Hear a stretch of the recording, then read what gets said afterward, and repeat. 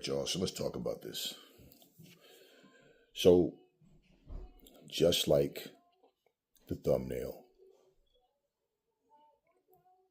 I have a rhetorical question. If Alycia Baumgardner was to actually fight Katie Taylor and Amanda Serrano, what credit would she be given for actually beating either one of them? Because in today's society, everybody's old when they are a champion, when they are a top contender, but they lose to someone that you just don't like.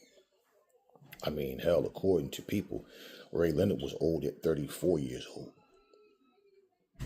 So instead of comparing Ray Leonard's full career to Floyd Mayweather's full career, they always talk about his prime years as if it's a guarantee that he would have beat Floyd.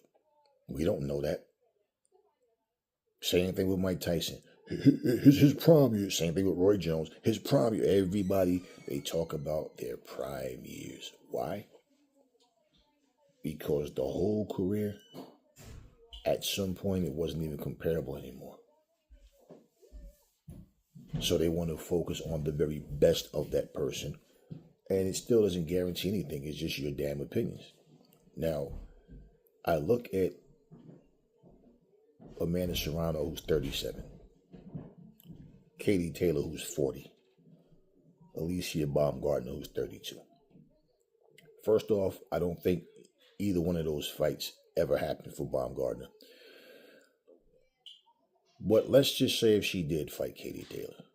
Katie Taylor's 40. What do you think the excuse is going to be? Not just from the Katie Taylor fans, the commentary teams, these podcasters, and everybody else. Racist Americans, ignorant, self-hating, stupid, racist black Americans. Oh yeah, same thing with Serrano. Oh, she's old. Oh, that's what it is? Guarantee you, if those fights was to happen and they was to beat Baumgardner, their age would not come up. Lomachenko wasn't old before he fought Devin Haney. It's just after he lost the fight, then he's old. And it's funny because Floyd was 38 years old. He was still ranked pound for pound best fighter in the world. Same with Terrence Crawford. Somehow they wasn't old though. They stayed 26 years old their whole life. Well, do you think Alexander Usyk is still the best heavyweight in the world? And even when you say the world, that's a bold statement. The world? We don't know every fighter in the world. But here's the deal. Based on his last performance, absolutely not. Tyson Fury's last performance, absolutely, like there's guys that can beat him, in my opinion. Anthony Joshua, there's guys that will beat him, in my opinion. So you can sit up here and hold on to what people was in the past. But saying that is, you can have a company for 20 straight years, outsell everything of its genre for 20 straight years. But if in last year, they got all sold by another company, you can say, oh, but they're the big. No, they were. Because now they got to beat that number to continue. Or get, no. And until they do that, no. And even, namesake does not conquer, okay, quality. When we look at quality fights, let's think about this.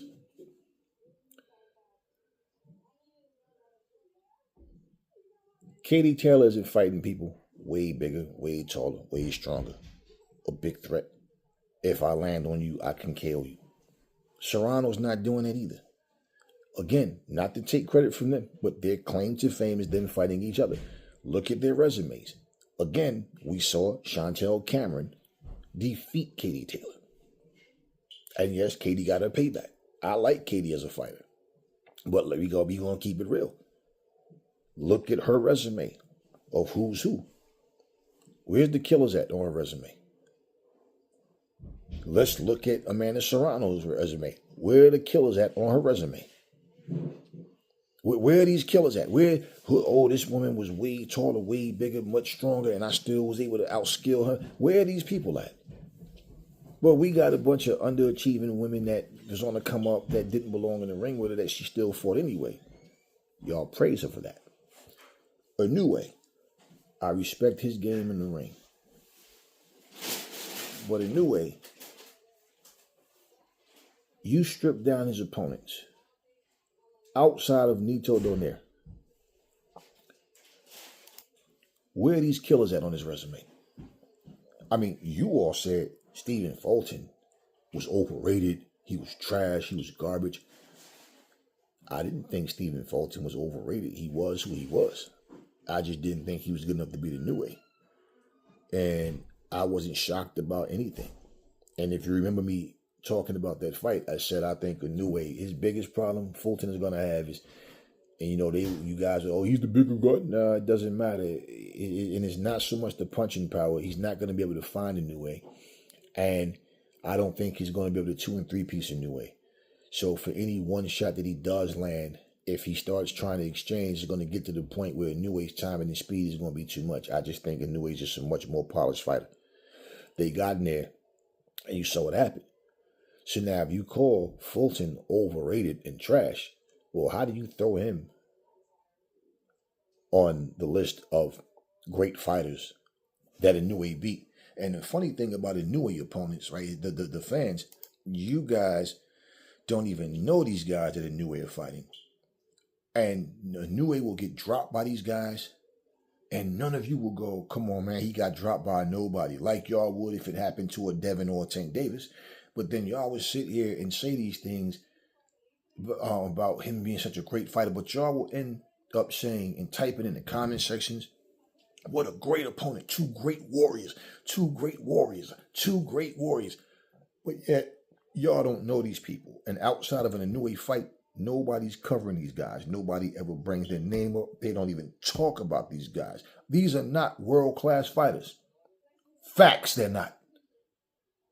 But you will salute them so as to not taint an Inoue win. I'm not looking to taint them. I'm just being real. And the thing is, by your own logics, you guys are a bunch of fraudulent, hypocritical liars. You don't even know Inoue opponents. You guys will say, Clarissa Shields, we don't know her opponents. Man, let me tell you something. Clarissa Shields already had her legacy fights early in her career. So her beating Hannah Gabriels, you don't understand how much more experience Hannah has than Clarissa? Her beating Savannah Marshall, her first fight with Fran Chan was her first fight. For both of them. She beat her twice. And the other females, his names, I'm picturing their faces and can't remember their names, but she's champions. She's fighting and beating champions because you guys want to try to take credit from her. Where's the legacy fights on Katie Taylor and Amanda Serrano's career?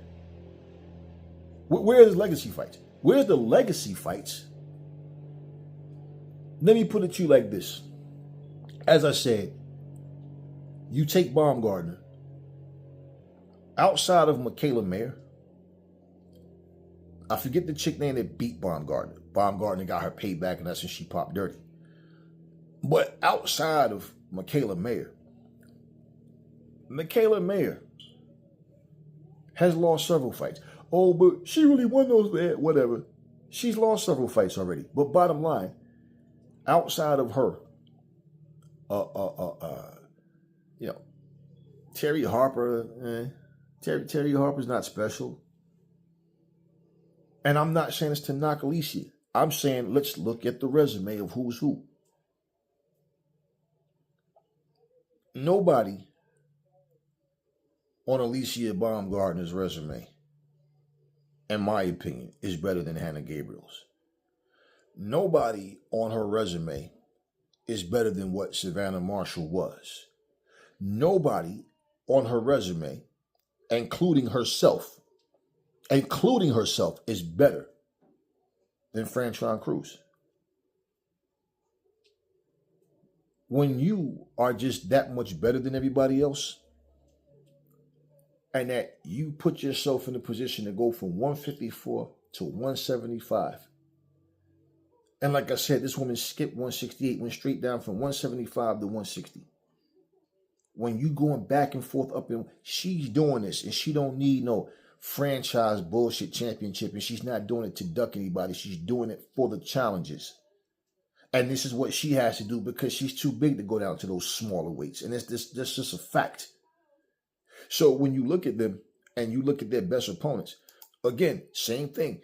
You look at Amanda Serrano's career, you break down who are these killers?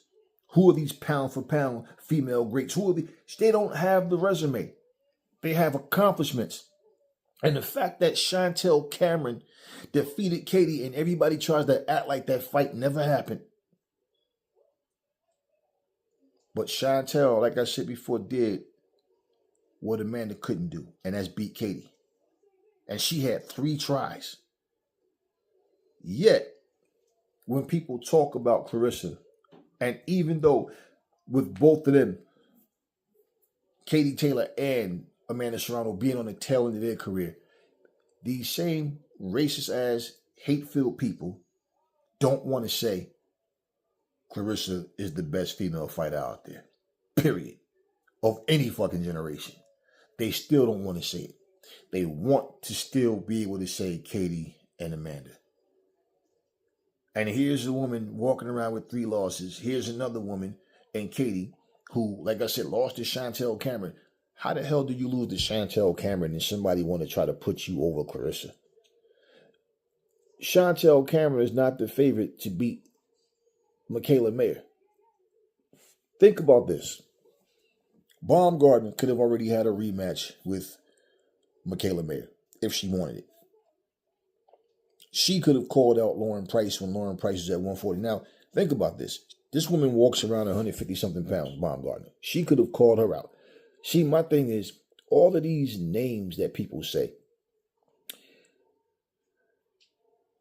just saying, oh, I would like to fight Katie Taylor, oh, I would like to fight Amanda Serrano, but leave it at that. That's just talking. But to call these names out and say, I want to fight this person. Look, let's look at age. She's 32, right? Win, lose, or draw. She could have had 2 fights with Michaela Mayer. This is why I say when you look at how fighters see legacy, they don't care about legacy. They care about positioning. They're scared to get knocked off that perch.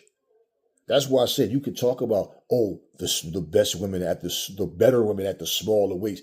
What the fuck does it matter when they're not fighting each other? And we can say that about men's boxing or whatever. It doesn't matter what weight class the more talented fighters are. If they're not fighting each other, saying that is just a cop-out because you're just trying to taint Clarissa's wins over these other women. So you guys are calling everybody old when Clarissa fight them. So what would Baumgardner defeating 40-year-old Katie Taylor do? Y'all would just say she was old, and y'all would actually say she waited for her to get old. In fact, you racist fans would get so angry of the fact that she beat her that it would make you hate Alycia Baumgardner, and then you start saying a whole bunch of stuff. Everything I'm saying about her resume right now, you start saying it. You fake fans are like that so-called friend that you think you have. You tell this friend all of your little dirty secrets and things that you don't tell anybody else. If you and that friend ever have a falling out, that friend is going to, whether they say it to your face or behind your back, they're going to talk about all the dumb shit you did, all the fucked up things you did. But when you were doing it, they were giving you hugs. They were giving you a shoulder to lean on, which means they were just as phony as you. They're just as phony as you are stupid for trusting them that much. So, but this is what it's like. Because then all of a sudden, all these things that they're saying about Baumgardner as to try to make whatever idiot out there that actually believes that she's as good as Shields. I don't think the dumbest person in the world will believe that shit. But pretty much that's what that's about. So, Baumgardner is in the position of Lauren Price. That fight didn't happen. You could have went to 140. Now, if she'll go to 147, like she claimed to fight Shields, why didn't you just go? Why? I mean, she could have fought Natasha Jonas. She could have fought Lauren. Did I say Lauren Fisher or Price? It's Price. Lauren Fisher is a CrossFit person. I don't know. I don't know if I just said Fisher, I mean Price. She could have fought Lauren Price. She could have fought Natasha Jonas. Okay, she, even though they didn't rematch, she did already fight Michaela, but she could have fought her in a rematch. You know what I'm saying? She could have fought Choi. She was talking about it. I know Choi got injured and something happened with it. I don't know what happened. Choi just kind of faded away. But I mean, there's several people she could have fought if she was about that legacy. But no, this is what I'm telling y'all. When you look at their careers, if you stress, same thing, where are all these killers on Baumgardner's resume? There are none. And the biggest person that she did fight was Michaela Mayer. And the thing is, Alycia can fight. But Alycia, plain and simple, case in point, she's not chasing the big fights. That's just like sitting here going, oh, hell yeah, I'm going to get that job. But you just won't apply. Well, when? How do you expect to get it if you don't apply for it? It's as simple as that. She could have had those type of fights. Right now, she can fight Caroline Dubois. She don't want to fight her. That's not Clarissa Shields. Clarissa's not out there, oh, I can't fight this person, or I'm not going. Her and Franchon was cool. They fought not once but twice. Clarissa wanted the rematch with Savannah Marshall. But Savannah Marshall, her scary ass, she wants the rematch to be in the UK again. Nah. You can't sit here and say, I understand why Roy Jones didn't go over and fight Mikushevsky in Russia, because he was scared they were going to rob him if he don't knock him out. And I agree with Roy Jones on that. You know what I'm saying? But at the same time, when you look at that, right, they never fought. Shields beat Savannah Marshall and beat her up badly, beat her up soundly in her country. And now you want to talk about a rematch as if you're doing me a favor? I kicked your ass. No different from Bivol beating the shit out of Canelo, and then Canelo talking about, oh, if he not beat Ramirez, then no rematch. But if he beat Ramirez, I fight him again. Well, he beat Ramirez, and know what you didn't do? You did not fight him again. So yeah, I beat your ass. The ball's in my court. Let's fight, but let's do it in Detroit. Nah, she ain't want that hostile Detroit crowd. She ain't want to come to the States. Hell no. And Savannah Marshall just faded away. Had her one little MMA fight or whatever. And Savannah is why she's a thing of the past. But Shields beat her when she was at her very best. And Shields was doing all of this while she was young. While she was really, really young. She was a champion before a 10th fight. Are you shitting me? Clarissa Shields Whitney was making it happen. So and everybody that's out there, like I said, when you just that much better, let me tell y'all something. Bone Crusher Smith was a hard punching good fighter. Pinklin Thomas, Greg Page, okay, Carter Truth Williams, Michael Dokes, like these are good fighters, man. Mike Tyson, when he fought these guys and beat them, I don't strip that away from Mike. Mike beat those dudes. He beat Razor Ruddock, right? He beat what's the dude that Trevor Burbick, like he beat these guys. The thing is this, that era didn't have superstars in terms of this fantasy league of everybody has to be on Ali or Frazier's level. No, they didn't have that type of notoriety. But these guys fought Larry Holmes tooth and nail. These guys took Holmes to the limit, regardless and Larry beat all of them. But same thing with Ken Norton. Ken Norton fought a young Larry Holmes, and case in point, man, that was a war between the two of them. Ken Norton never had a prime Ali. He had a prime Holmes, and it went back and forth. And each fight is different, but even like when I say I don't think a prime Holmes beats a prime Ali, I don't think nobody beats Ali. But at the end of the day, here's the deal. Regardless to any of that, Mike beat these guys. When I spoke about Razor Ruddock the other day in the video, I was talking to my cousin too, and I said, man, you know what? Just think about it. Yo, Razor Ruddock beat Michael Dokes.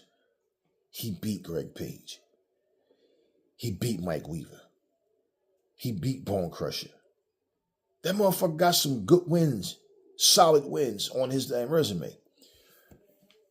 Somewhere, like I said, Razor had peaked already. The best performance I ever seen from Razor was the fight with Mike Weaver. That's my favorite Razor Ruddock fight. When he fought Mike Weaver, his hand speed, his movement, everything was there. And that's how we pictured Razor fighting Mike Tyson, but he didn't. That's how he should have fought him. But he didn't fight him that way. Now, case in point, with everything that I'm saying, Razor Ruddock was never world champion, but that motherfucker beat some solid guys. And Razor was trying to fight everybody. Razor wasn't out there dipping and dodging, man.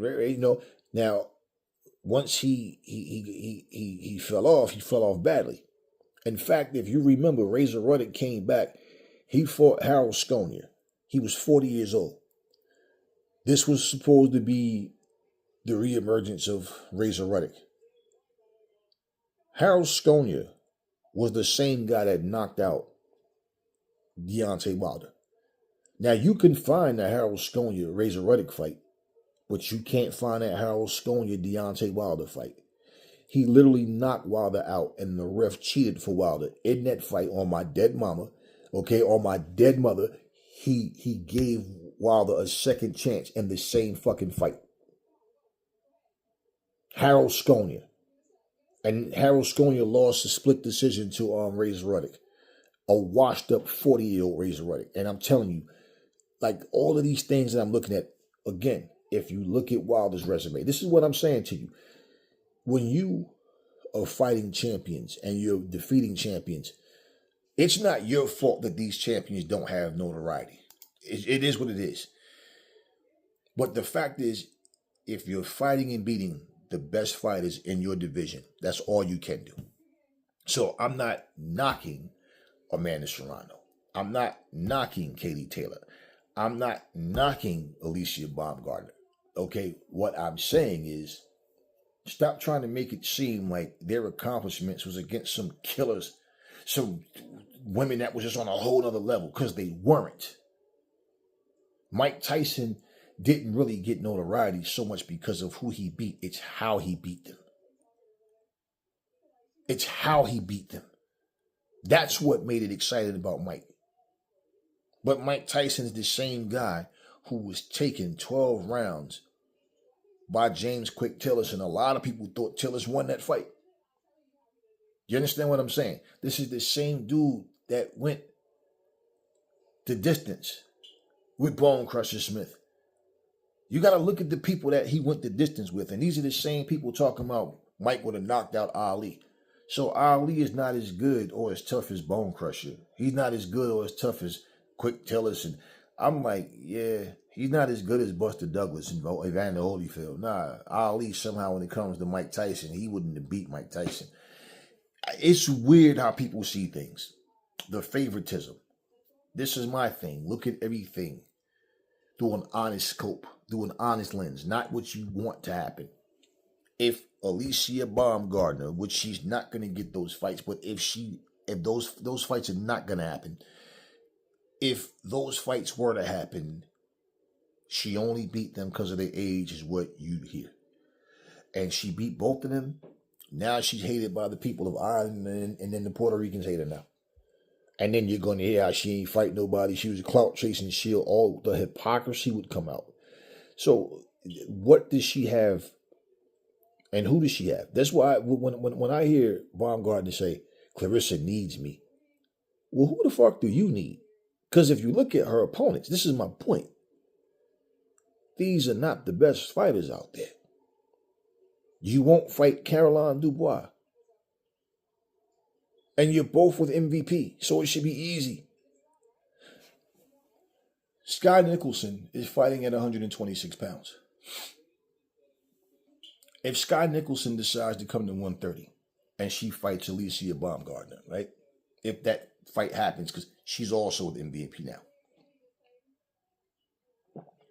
The chick that beat Sky Nicholson, I forget her name, she's still at 126. She wants to fight, according to her, Baumgardner. That chick is already in her late 30s.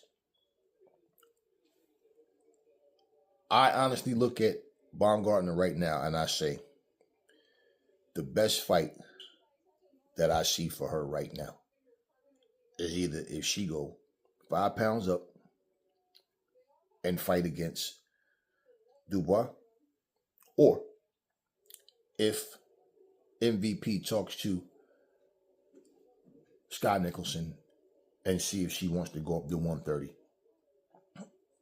Go 4 pounds up and fight against Baumgardner, because Baumgardner's not going to go down, and Baumgardner don't want to go up. But she keeps saying she wants to be champions in all these different divisions. She put herself on the same scale as Katie Taylor and Amanda Serrano, talking about their accomplishments. Like, no. Her popularity is not there.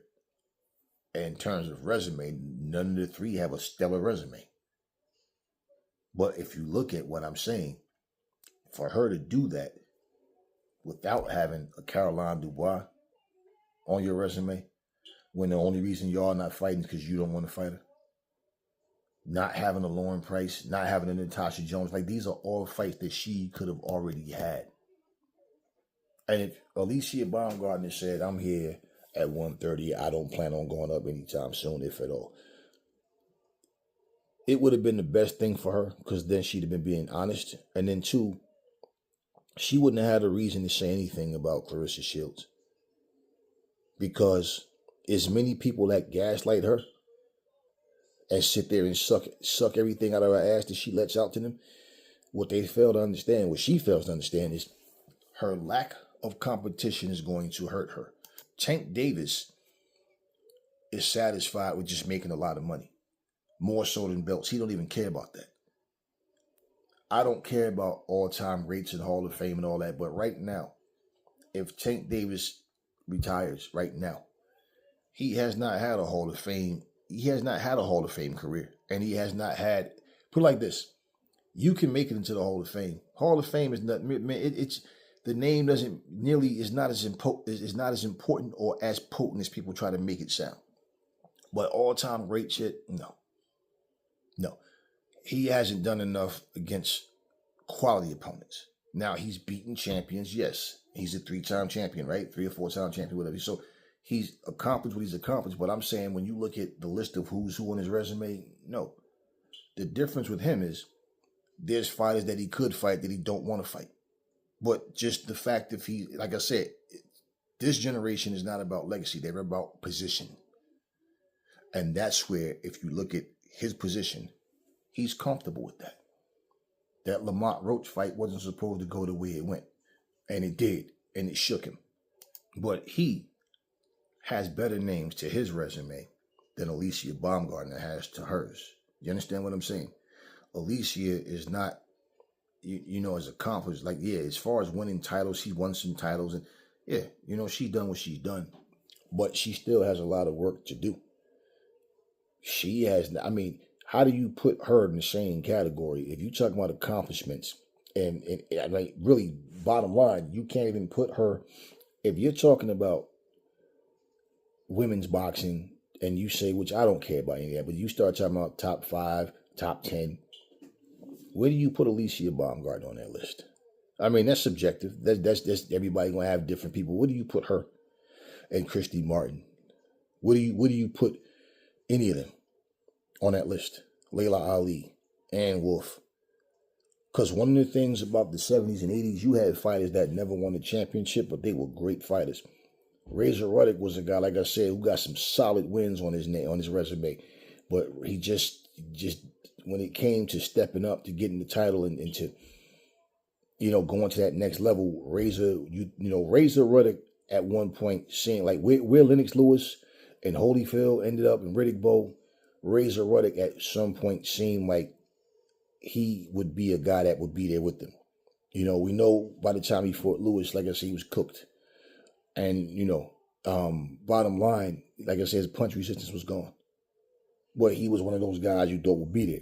And then, you had Ika Beabuchi, who ended up going to jail and, screwing up like he did for all those years. But, David Toole, there was guys that was there. Razor Ruddock just faded away. And case in point, it can happen to any fighter. And when you're not out here building a legacy, but you're more concerned about saying, hey, I got a Porsche, I got a Maserati, I got a Bugatti, and all that bullshit. And more, you're worried about, everything other than really just building a strong foundation.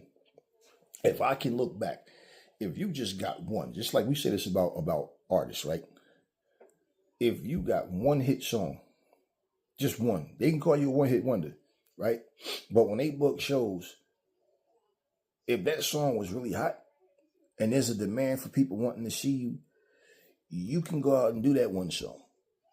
But if you got one album, and let's say on that one album, you got 5 or 6 good songs, like really, do you know for the rest of your life, them 5 or 6 songs can carry you for the rest of your life? Because people remember that. So when you got double-digit hits, double-digit songs that people will love, you will eat for a lifetime. Younger generation to come up, oh, them old dusty niggas, oh man, ain't nobody care. Right? That's the type of stupid stuff that they say with they ungrateful asses. But you will eat for a lifetime when you got double-digit songs. I was sitting there I did this a while ago, but a couple of days ago, I kind of thought about it. It was funny, man, because I was looking at certain people that you forgot about. Like I seen there's a video of Lionel Richie was talking about the Usher and Chris Brown tour, and he said something about they trying to do something new. And he said Earth, Wind, and Fire was doing that back in the day or whatever, and the crowd started chanting. He said, but we didn't go to jail. And people talking about he took shit. Nah, he's just being real. Keep your ass out of prison. Focus on your craft. Stop all the motherfucking and all that bullshit. But bottom line, and I seen Smokey Robinson up there performing on stage, right? And when that happened, other videos was popping up. And I sat there and I'm like, damn, the old Kid and Play video came on, right? And I started thinking about like how it's 2026 and certain people from back in the 80s, they still performing. Dougie Fresh and then you think like, wait a minute, because you forget about like these songs. Now, I just sat here. Let's just take, for example, I said, so Kid and Play got 2 Hype. That's 1. They got Last Night. That's 2. They got Rolling with Kid and Play. That's 3. They got Getting Funky. That's 4. They got Make Some Noise. That's 5. They got Ain't Gonna Hurt Nobody. That's 6. And I'm just named, they got Funhouse. That's 7. Now, case in point, I'm saying these are 7 certified hits. 7 certified hits. For a group that came out in the 80s, 88 to be exact, it's 2026, and these 2 are still going on stage performing, and they got 7 songs. Do you know with 7 songs and how you space your show out, you can go up there and everywhere you go,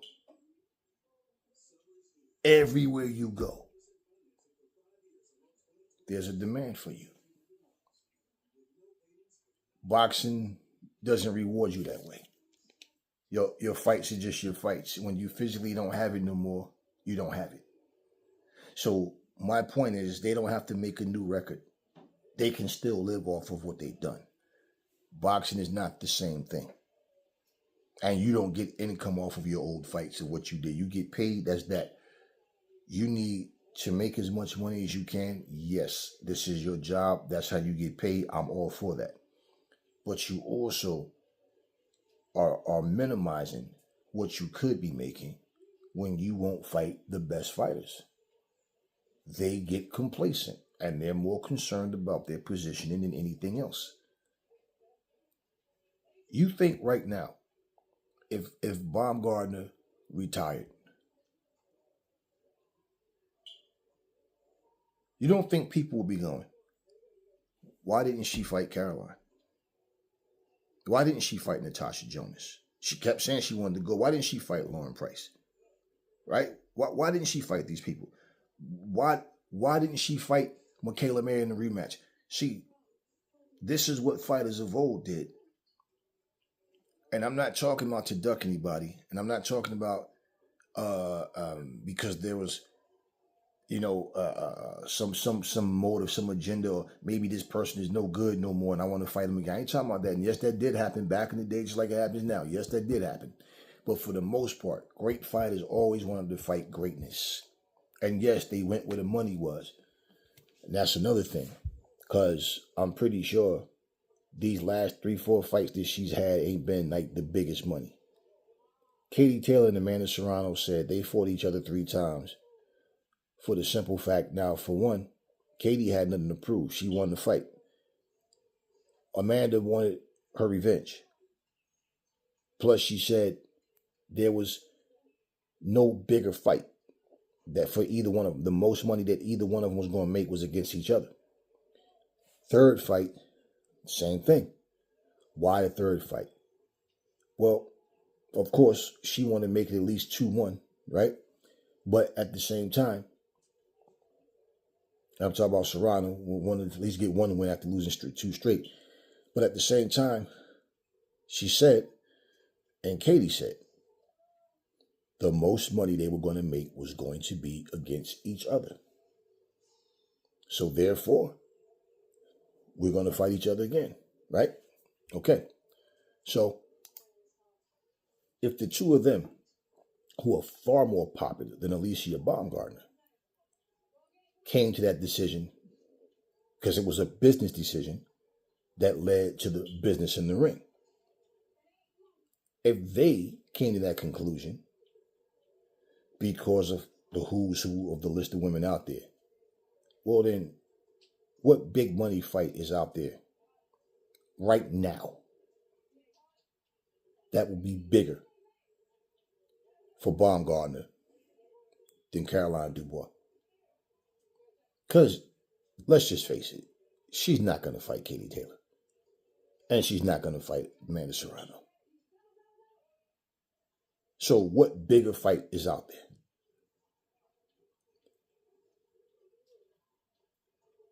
The 2 names right now for Baumgardner, and she still would be comfortable as far as not having to leave 130 if Sky Nicholson did happen to come up and fight her. Or Tiara Brown, whatever the chick name is. Is it Tiara Brown is her name? I can't remember. But what if that chick decided she wanted to go up and fight Baumgardner? Other than that, because Baumgardner she's staying at 130.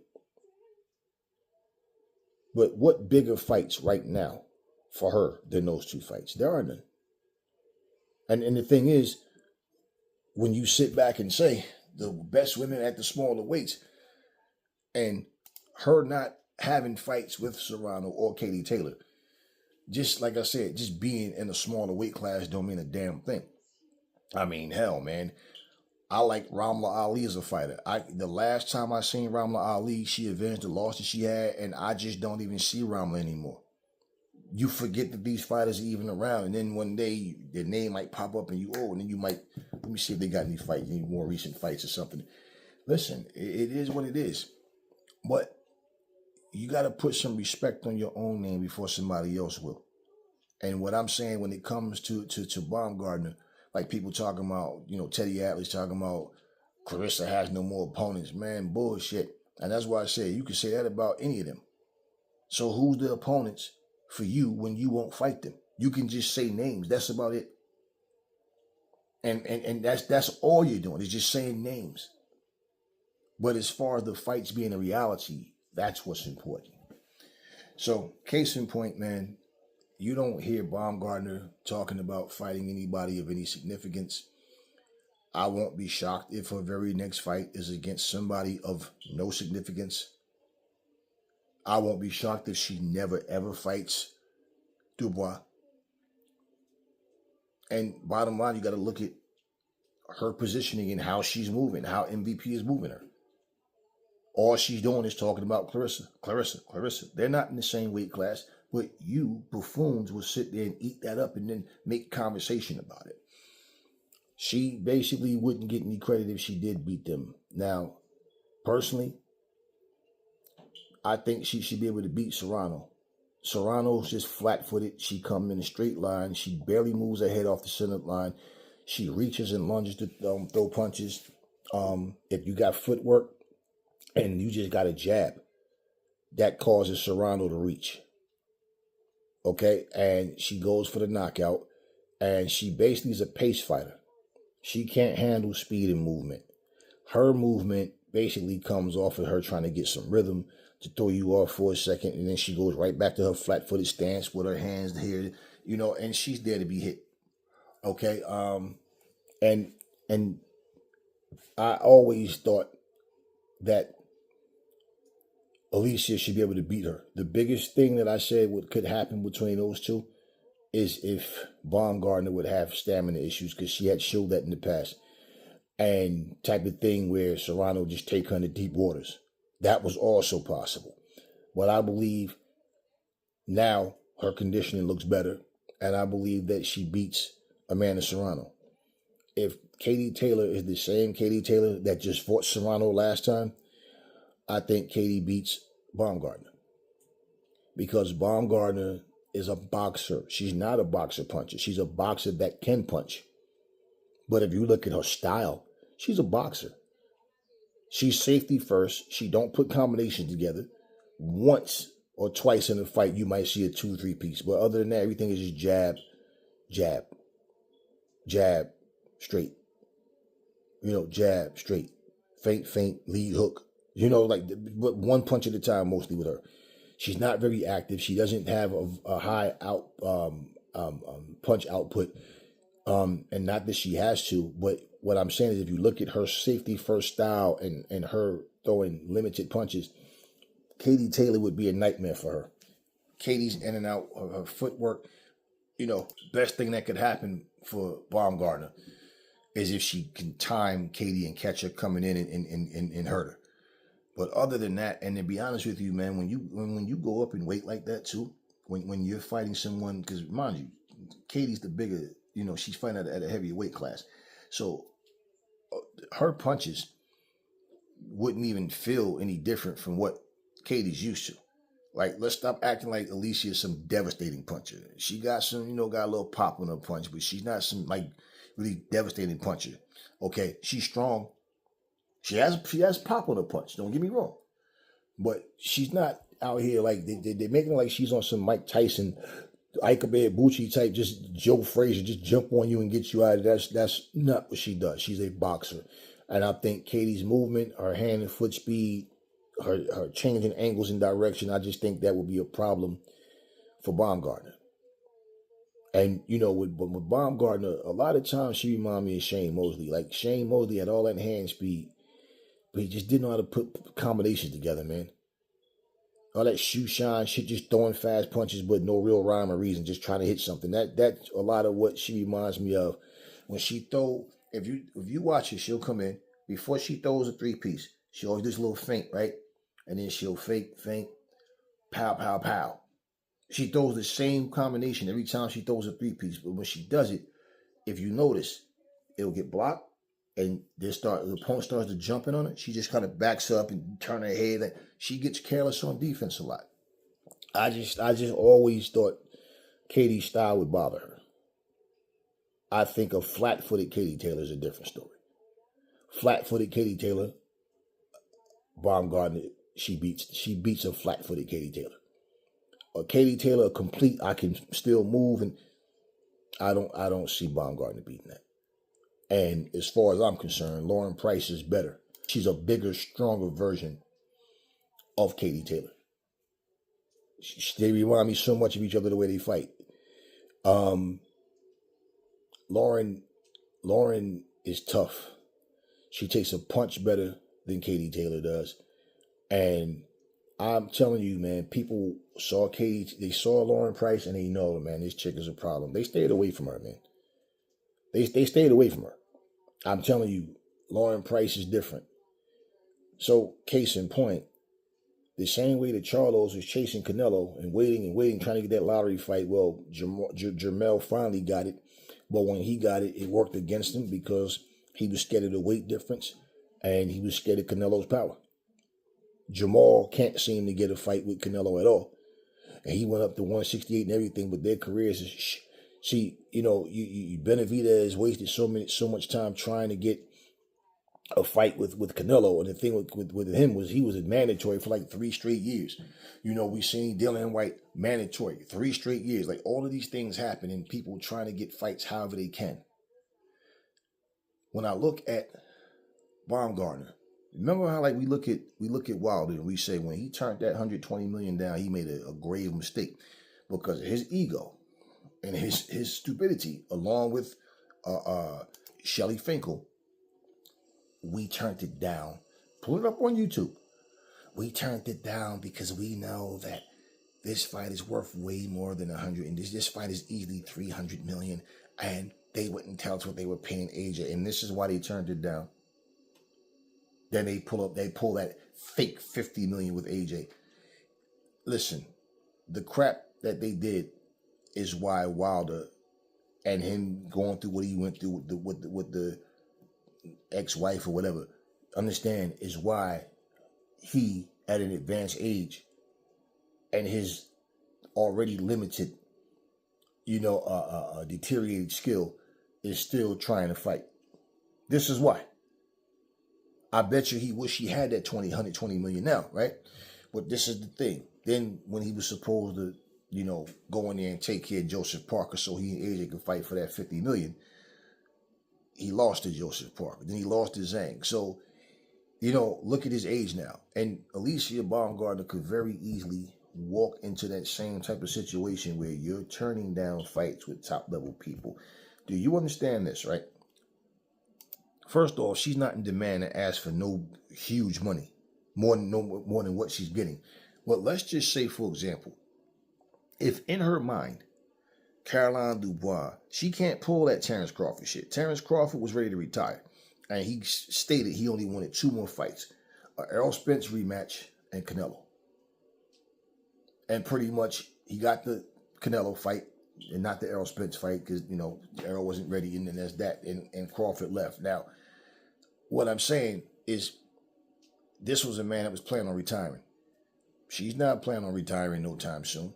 And she's not in the place in her career where she's done much of shit. First of all, I don't agree with or with any fighter, like I said, that says I'm at a point that I can do whatever I want, unless you let the belts go and you're not fighting, you're not holding up the division. So now you can go have all the circus bullshit brawls you want, all the cherry picks you want. But for her, she got a lot of work to do. I mean, Clarissa's not even telling you no bullshit about I'm at a point I can do whatever I want. And look, she's the most accomplished female boxer, period, of any era. I know that pissed people off last night, yeah. But she went out and she did what she did, right? And you look at Alycia, why she keeps talking about she's the face of women's boxing and she's going to do this and she's going to do that, and she definitely want to go up and conquer that division and then go up. While she's doing that, Clarissa's out here fighting. She's did what she's done. The thing is, when Serrano's gone, when Taylor's gone, Clarissa will still be here. Baumgardner will still be here. They're nowhere even close in weight. And it's not a fight that's going to happen. So who is it narrowed down to? I believe Baumgardner is looking at things this way, and I believe she's being told this. Well, if you don't get those fights, then the attention will be all on you. And remember, Katie Taylor's not an MVP fighter. She just fought a fighter that was on MVP. Okay?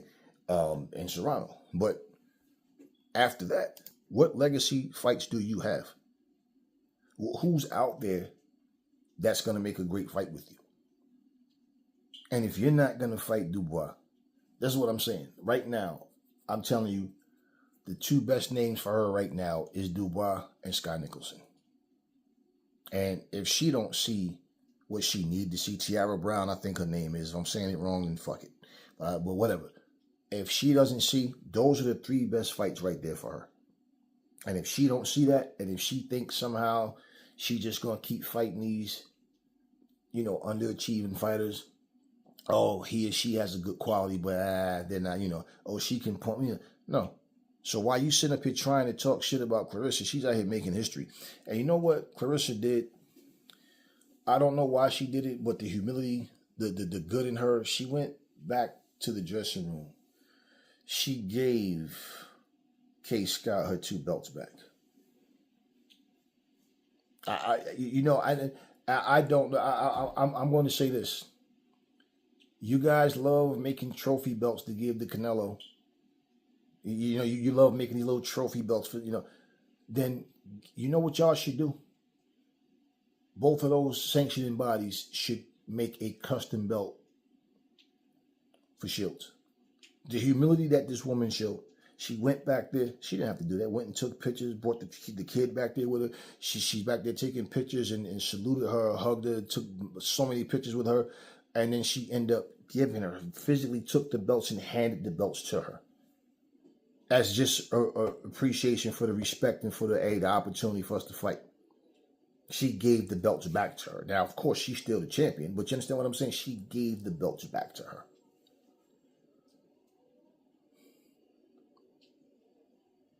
But meanwhile, racist America, self-hating, black racist idiots, all out here hating on a person that's out here just fighting and delivering. I'm not caught up into who made the most money. I'm not caught up into any of that fame and shit. No, I'm just focusing on the fights and what happened bell to bell. And the fact that when you look at all of this shit, man, there's going to be a lot of regret. When you sit back and think, I don't look at Claressa Shields versus like somebody made this stupid ass comparison, and I just shook my head. I don't look at this at all. This is by no way, shape, or form is this Layla Ali versus Ann Wolfe blowing opportunity. Because first off, those two were in the same weight class at the same time. These two are not in the same weight class. These are just 2 fighters where one decided to start running her mouth pretending she wanted smoke when she don't. Claressa is out here achieving things. Layla had a way better career than Ann Wolfe. I liked Ann Wolfe as a fighter, but Ann Wolfe, basically what started really getting a buzz for Ann Wolfe, because Ann Wolfe already had a loss on her record, is that tall white chick she knocked out. It's the way she knocked her out. And that chick had no skill, led with her chin, hands on the wrong position. That chick was complete trash as a fighter. Ann Wolfe did what she was supposed to do. But that's that her claim to fame is not being championed, and nobody talks about none of that. Notice, the only time Ann Wolfe's name comes up is when people compare her to Layla and talk about what they think would have happened. Or when Ann Wolfe would have did this and that to Claressa and Layla. I know. They all would have did so much with their undeveloped skills. Yeah, let's be real. I looked at them and having power and no real skill overall to put everything together does not make you a complete fighter. I like Layla. I watched Layla again the other day. I was watching Layla Ali fight, and I'm watching. Let me tell y'all something, man. She is not technically as good as Claressa. She's not faster than Claressa. She's not sharper than Claressa. Layla was relentless pressure. She stood right there in the pocket, and one thing that she did that always got my attention, that I'm like, somebody gonna make her pay, man. Layla loved to lean forward, and she get in the pocket and she be doing this, and then she throw her punches from here. She never shoot that shit up the middle. All her punches came from here. And I'm like, fortunately, she's in, fighting women that don't know how to cut that shot up. That uppercut is right there. I remember she's fighting this chick. I'm like, if this chick just jabbed and then jabbed back, a quick feint step, and Layla, and then she just leaned in with that uppercut, Layla would go night-night. And I didn't want it to happen, but I'm saying, in my mind, I'm picturing like her corner probably going to tell her, because Layla loved to do that. When I look at the technical mistakes that Layla made, Claressa would have ate her ass up, man.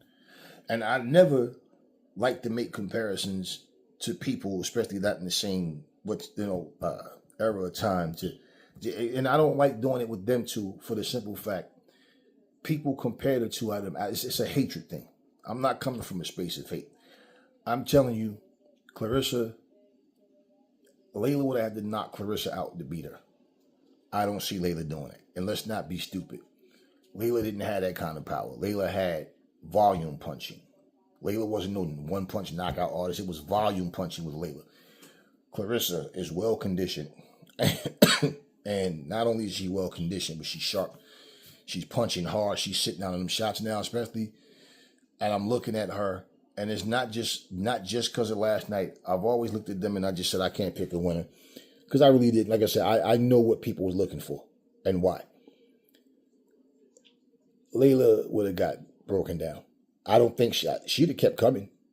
She'd have tried to keep putting that pressure because that's just the type of fighter she was, and she wasn't a fighter that got intimidated.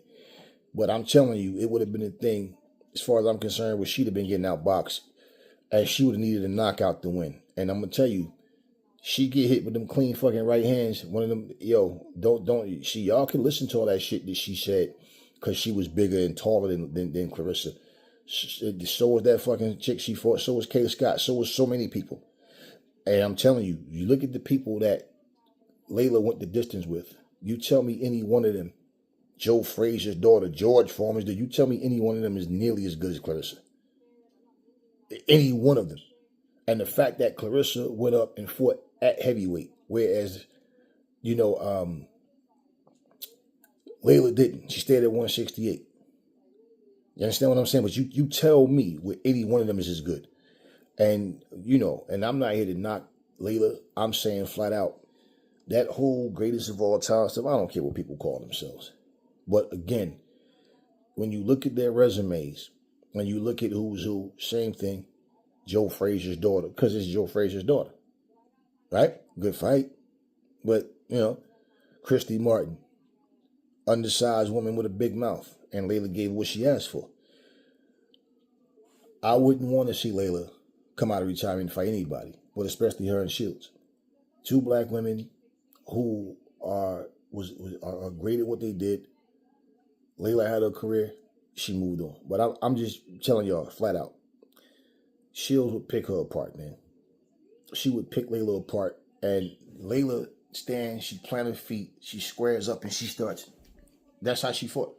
Everything was coming from here. You ain't gonna fucking hit. You not hitting Shields with that shit, man. I mean, Shields got times when Shields, and that's the thing. She'll mix it up with you. Shields ain't scared to get hit. She ain't scared of contact. She'll mix, but man, Shields, that defense and how she slip and move, nah, she picked Layla apart. And I could see, if that fight go the distance, I could see Layla needing a knockout to win, and I just don't see that knockout happening. But it doesn't matter. And I'm going here. I'm taking it there because, I get sick of people dancing on eggshells and trying to play nice about shit when reality is just, we're being honest about shit. Shields is on a different level. Out of any woman fighter I've ever seen, she's on a whole different level from any of them. Any of them.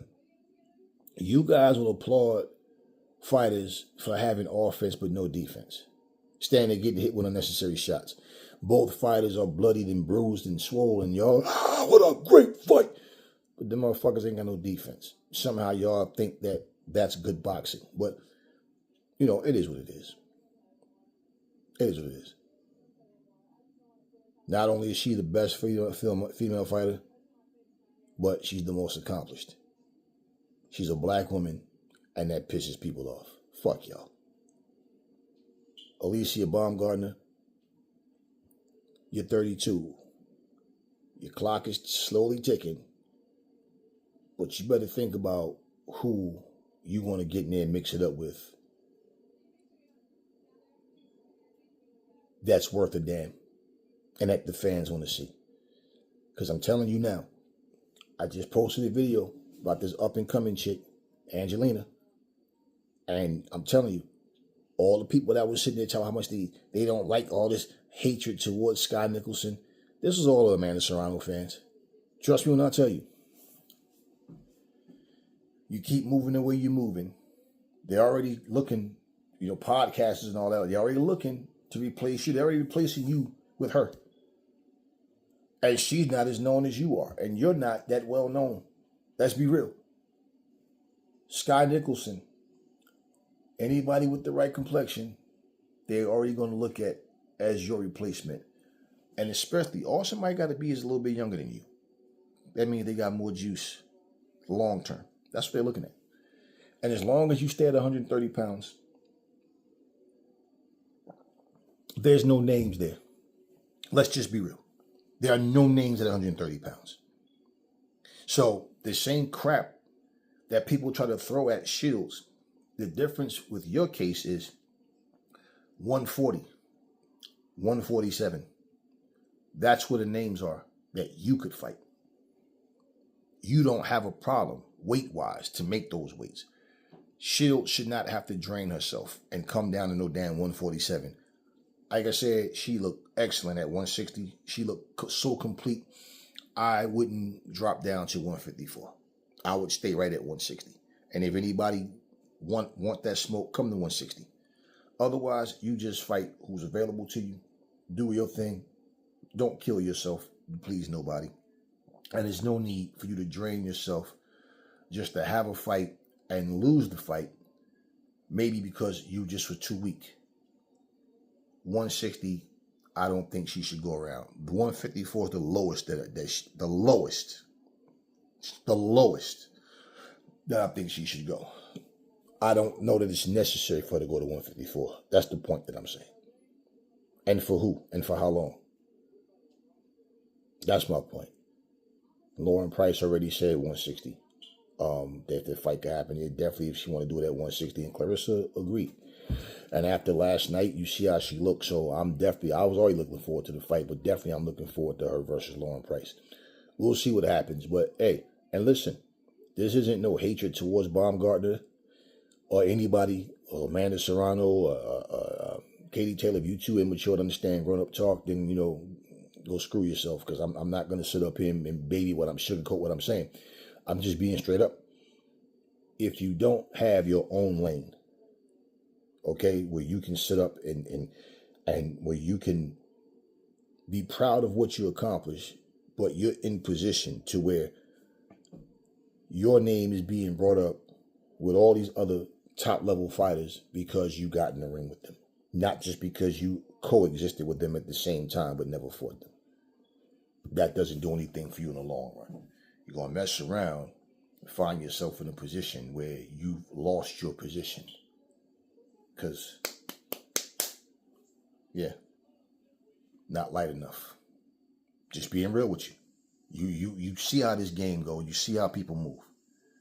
And there's no urgency of promoting her against the top fighters, and there's no urgency in her, other than just clout chasing Shields' name. That's all I got for you guys now. Catch you guys on the next video.